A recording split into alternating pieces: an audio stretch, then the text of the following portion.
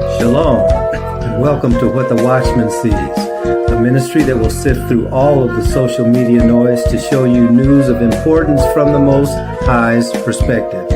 As watchmen, we are here both to warn of dangers and give biblical answers for dwelling in the secret place of the Most High during these times of confusion. Tell your family and friends to like, share, and subscribe as we delve into what Yahweh has for us, the apple of His eye. Let's get to work. Shabbat Shalom, everyone. We're going to do a meditation that is covering the idea of connecting the dots between the church that Stephen talked about and was killed for as he preached the gospel, and the church in the wilderness that he was speaking about as he relayed the history of his people from their very beginning up to that present time. And we're doing this because of the times that we are living in. The times that we are living in are very stressful, and people have a tendency to want to go back to something that is more stable and more predictable.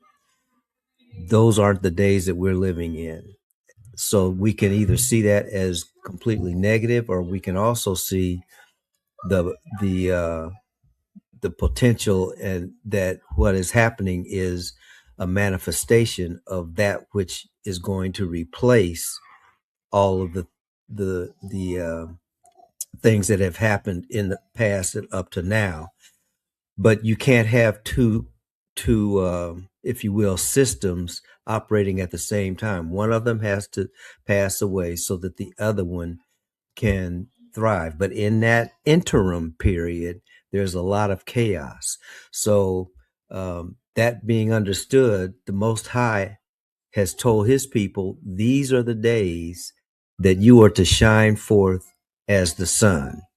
So the Most High's people should not be discouraged. We should be encouraged that all of the things that he's been teaching us as his people are now needing to be taught to everyone else. So we've got to be stable in order to do that. So that's what this lesson is about, so that we can, as the Most High's people, connect the dots, if you will, between what Stephen was saying and the origin of his comments.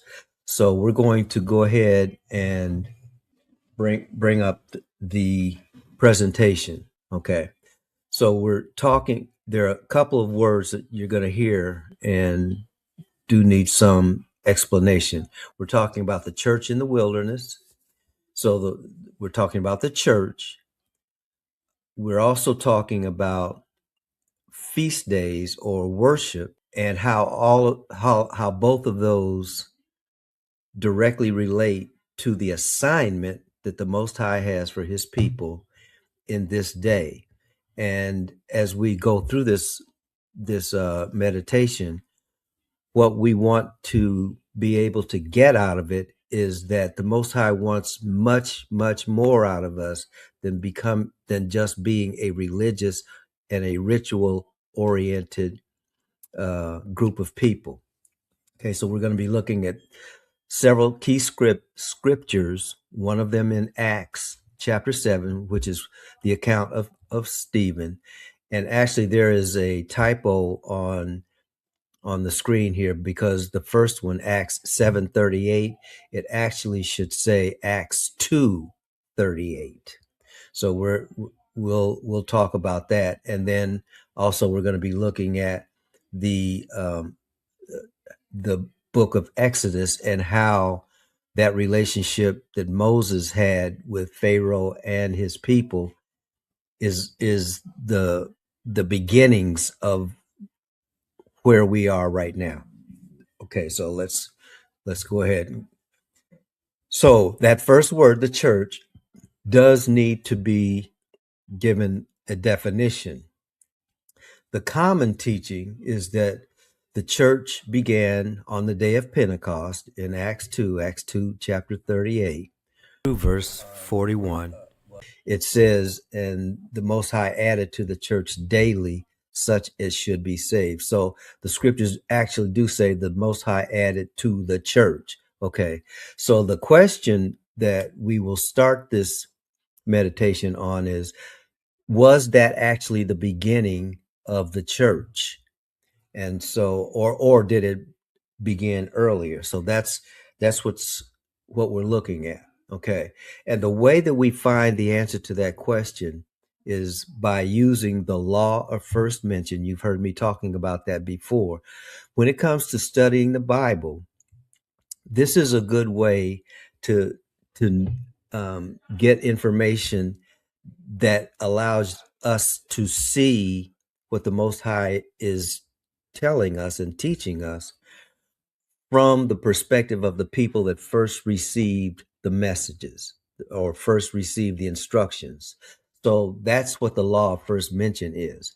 Now, the reason that's important is because, for instance, we might have a word that we use with a specific definition, actually, church, how we use it today, but that wasn't necessarily how that same word was used, understood, and related to when that concept was there. So it's more than just words. It has to do with phrases. It has to do with content. Okay, so the Bible study method is to find the first use, because that'll give us the meaning in its original context, and it helps us to be able to understand, or to allow the Bible to interpret itself. I'll say it that way. So the church in Acts chapter 2, that word is a Greek word, and it means the called out assembly. Okay. But that concept can be found all the way back in Moses' day when Israel was called out of Egypt. The church is being called out of the world system into its purpose. Israel was called out of the oppressive Egyptian system to fulfill their purpose. So, but it means more than just being called out. Actually, when you look at the word, it also has to do with an assembly of a group of people that have been assembled to to at a certain place at a certain time, so that they can do business on behalf of the community. That's the concept of the called out. That's the concept of, oh, I didn't use the word ecclesia or ecclesia in Greek. Okay. But that's what the scriptures are talking about. So when the people in this first century heard that word church, that's what they heard. They heard that it's a assembly of people coming together for a common purpose to do the business that will enhance the community. And that business could be a variety of things. It could have to do with a tribunal, for instance, settling disputes. And so when all of those things take place, they had to have an established group of understandings, what we call rules, okay, in order to do that work of the assembly. That's a fuller understanding of what church is. Now, certainly the spiritual foundation is all related to the Most High, so that we are gathered together in the name of the Most High for a specific purpose. And that's the same way it was with Israel. They were called out of Egypt and called into a relationship with the Most High on that. Oh, I haven't talked about the feast yet, so I might be getting ahead of myself. But they were called out into the desert to meet with the Most High. Okay. So that's what this slide is talking about. So in Exodus chapter 5:1, when Moses confronts Pharaoh. And let me just say, have you ever wondered how in the world did Moses get up in Pharaoh's court in the first place? That's where understanding the context is so important. Moses grew up in Pharaoh's court. He was well known, even though the Pharaoh that was trying to kill him had died. There were lots of other people who knew who he was, including the current Pharaoh, because when we say the word Pharaoh, all we're talking about is the ruler of that nation. That's where Moses lived. He was among the powerful before he got exiled into the desert. So that's how he got up there to talk to Pharaoh. Pharaoh knew him already. Okay. So when he came to Pharaoh, he didn't come as a peasant. He came as a royal person speaking to another royal person. In other words, he came as that man's equal at the very least. Now, what the Most High said to Moses is, "I'm going to make you a god to this dude." But at the very least, he was his equal. So he goes up to the Pharaoh, and that's when he says, "Let my people go, so that we can meet with the Most High and hold a feast in the wilderness." And that word feast is the same word as when the King James Version reads it.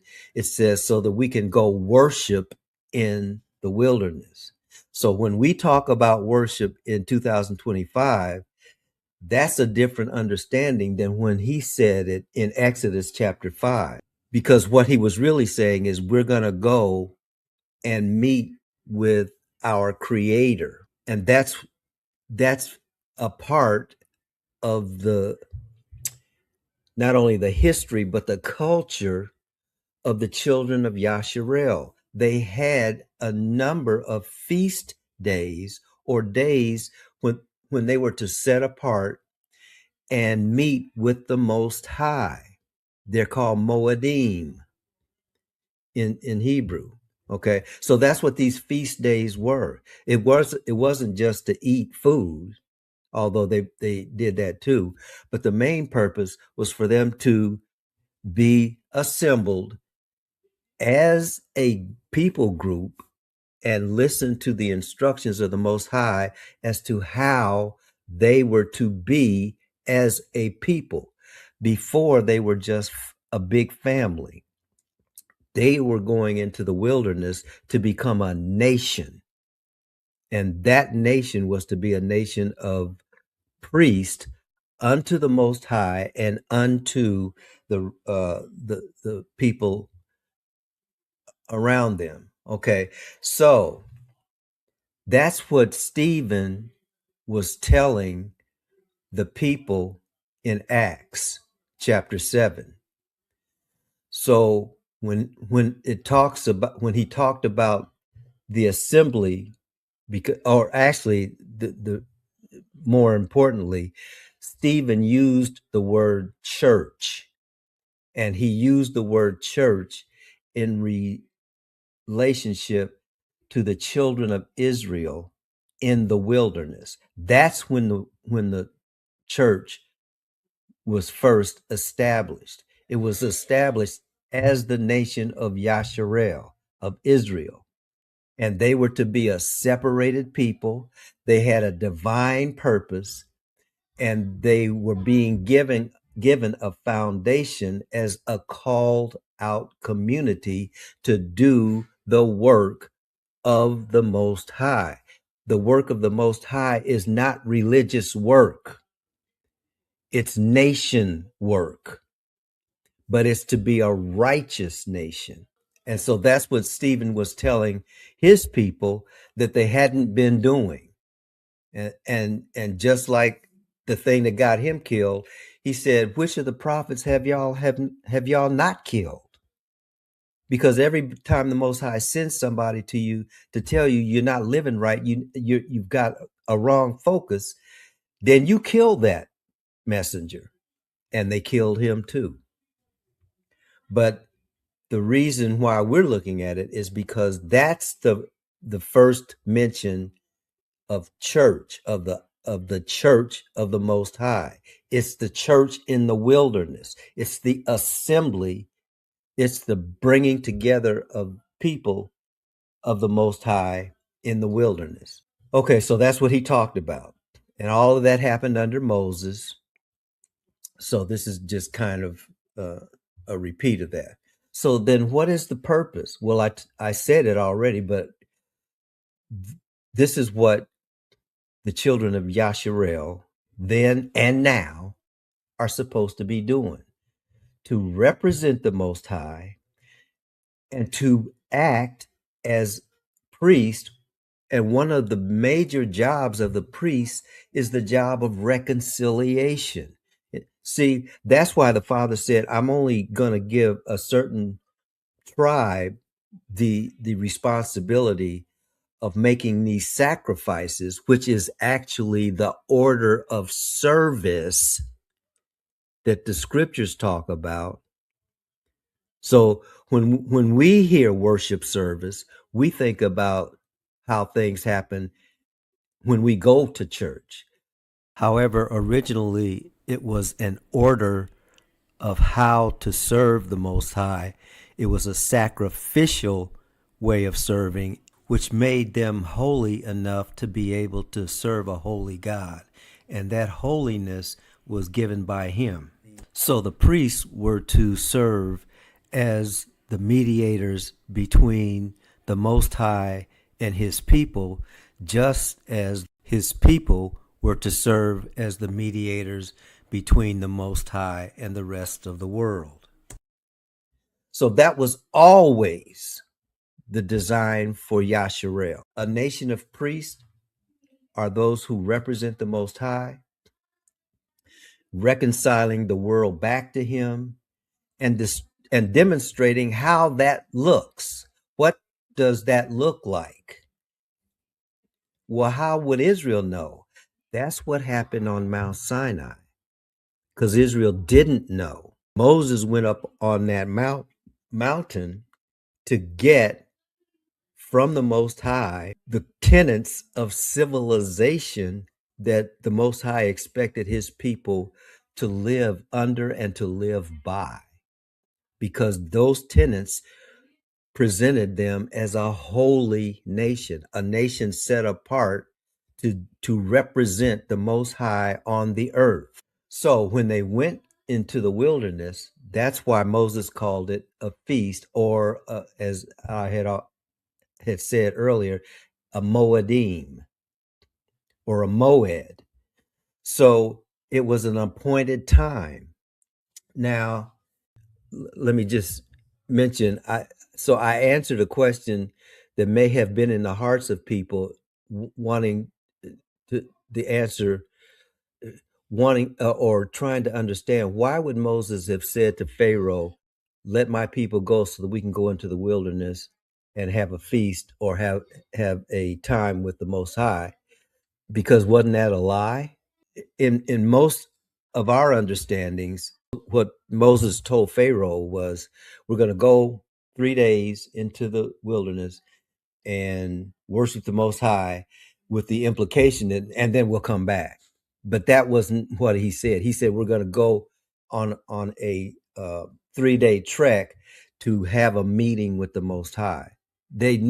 Moses never gave Pharaoh the impression that they were going to return. Pharaoh already knew this. That's why he didn't want to let them go. Okay, so, but when they met with the Most High, that was their time of instruction. That was their time to receive the covenant that was based on that instruction. And that was the time to prepare themselves to be this nation that would then carry these things out in a land that had been established for them. That's what was supposed to happen in the wilderness. Now, don't take these numbers for anything other than just an idea. But when it comes to the timeline, in other words, rather than saying, okay, we'll be there 3 days and then we'll be right back, it took between the time that Yasharel left Egypt to when they got to the mountain of Sinai, that was 90 days. We already know Moses was 40 days on that mountain. And actually, it was 80 days because he was there for 40 days to get the commandments that the Most High had written. And then as soon as he went down the mountain and saw the people acting a stone fool, then he had to go right back up on the mountain so that the Father, for another 40 days, so that the Father could give it to him all over again. And then once that happened, they began to travel through the desert. But the point is, that should have only taken about 150 days at the maximum. Well, we know how long that took. It took 40 years. Okay. And there was a reason why it took 40 years. It had to do with the people's unbelief. It had to do with the people's disobeying from the very beginning. Don't forget, the first commandment was, you shall have no other gods before me, and you shall not make unto yourselves any graven images and bow down and worship them. What were they doing when Moses came down the mountain? They had taken one of the gods of Egypt in the representation of a calf, a golden calf. They were worshiping that calf. They were actually in licentious behavior as a part of that worship. So that's why Moses had to break the stones and go back up and get it all over again. Because had he not done that, all those people would have been wiped out. But they spent that 40 years in the wilderness because of things like that. But the main reason that they had to spend 40 years in the wilderness is because when the Father wanted them at the end of that 150 days to go into the promised land, they wouldn't go because they were scared of the giants that were over there. And I just said something in passing, but literal giants. That's what they were scared of. Okay. They weren't scared of people just because they seemed to be more organized or there were more of them. No, they were scared because those were giants. And it was giants in that land. And so that's, if you remember, one of the things as those spies went to spy the land, when they came back, they came back with these grapes that were so big that they had to be carried on a pole. Okay, that the grapes were big, and so were the people. That's the point. Okay, so they said, no, we ain't going up in there, and then that's when the Father said, okay, well, you're going to stay in this desert till all of y'all that don't want to do what I just gave you to do die out. Maybe your children will obey me, because I understand y'all won't do that. Does this sound familiar to you? Does this sound like any people that you know? And don't look anywhere but in the mirror. So, but because of that, their destiny was delayed. And now I want to relate that to where we are today. This is why it's so important for us to do what the Most High wants us to do, because he's already given us a destiny. But the thing that's delaying our destiny is us, because we're doing all of these other foolish things, meaningless things, and not being this holy nation of people that he wants us to be. So again, our purpose from the very beginning was to be a nation of priests, not a religious system, not a ritual based system. That was not the purpose, but that's what they ended up doing then. That's what got Stephen killed, because they didn't want to stop doing it in Acts chapter 7. And that's what we're doing now. The Most High wants us as his people leading in righteousness right now, not when we go to heaven. And that's a whole nother lesson. He wants us leading right now. But we can't do that because we're too busy doing church. I'm not speaking against the assembly because, see, that's the other thing, that there is a Bible verse that says, don't forsake the assembling of yourselves. That is absolutely the case. And that's part of the definition of the church. We are supposed to come together. So not only is there nothing wrong with it, that's what's supposed to happen. But when we come together, it's to exalt ourselves. It's to do things that are unimportant for the purpose that we're supposed to be coming together. So we have relegated worship to a ritual rather than understanding that worship has to do with setting our hearts and minds to obey the Most High. And when we obey the Most High, part of what's going to happen is we're going to praise Him, because as we do what He's given us to do, there's going to be all kinds of opposition, just like it was with Stephen. But yet the Most High will be seen as faithful to us and to His word. And that is what causes praise to go up. The blessings are icing on the cake. It's what causes us to praise in the first place. So we thank the Most High for the purpose that He's given to us. And we do that on a regular basis, but that's not all we do. We got to know what He says, not taking a text. We have to know the word. And that's where we get the understanding that you can't do that in a 20-minute sermon. That's too much responsibility that's placed on one human being. The church is a assembly. Now, there are leaders in the assembly, but the leaders are there to empower everybody in the assembly with the same amount of knowledge and understanding that they have, so that when the people leave there, they don't leave unequipped, because they're going to be tested. So this gets us to where we are now. When the Father looked at what the people who were called by His name were doing and are doing, He said, the time for that foolishness is over. I'm shutting it down. And that's what He did. He shut it down. He closed the churches temporarily. It gave us an opportunity to reset. But what are we supposed to reset to?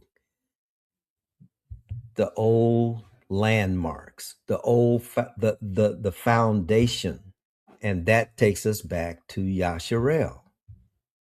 We have to understand that if anything righteous is going to happen, it's going to happen by us and through us, because that's why we're here. So that's what we need to return to. We need to hear from the Most High, which is the Shema. Hear, O Israel, Yahuwah, your ruler, is one, and you shall love your Creator with all your heart, with all your soul, and with all your might. We say it every Sunday. Well, most of us do. But then we live like that's only a ritual, okay? Because when we love Him with all our heart, with all our soul, and with all our might, we're going to obey His word, which means that we believe it. And that's what gives us the status of holiness. We didn't make ourselves holy. He made us holy. And that's our calling, to be holy because He's holy. That's the purpose that we must return to. Holiness is everything, because we cannot be reconcilers. Let me just say this. Where is Jesus right now?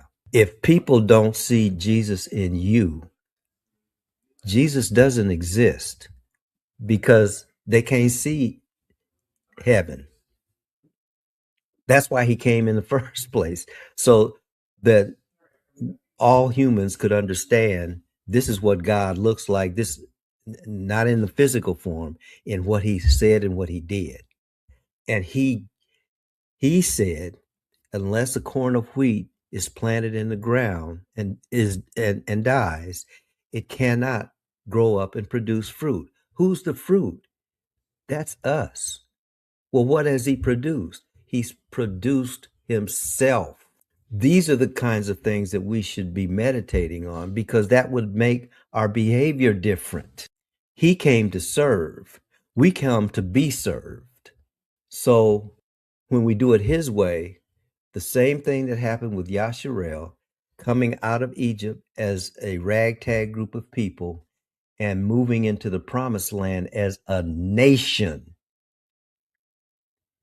That's the same thing that the Most High wants for those who are called by his name now. So we need to stop doing things our way. We need to put, if we want to have a religious routine, cool. Okay. But trust and believe that is not the purpose that the Most High has given us this life for. It'll help us with our traditions, but it doesn't help us to do what we're destined to do. Yah wants us doing things his way, not our way. He wants a holy nation rather than a religious routine. He wants a nation functioning in its kingdom purpose rather than a group of people going by what Big Mama and them did. Before Big Mama was, I am. So the call is to return to the wilderness pattern.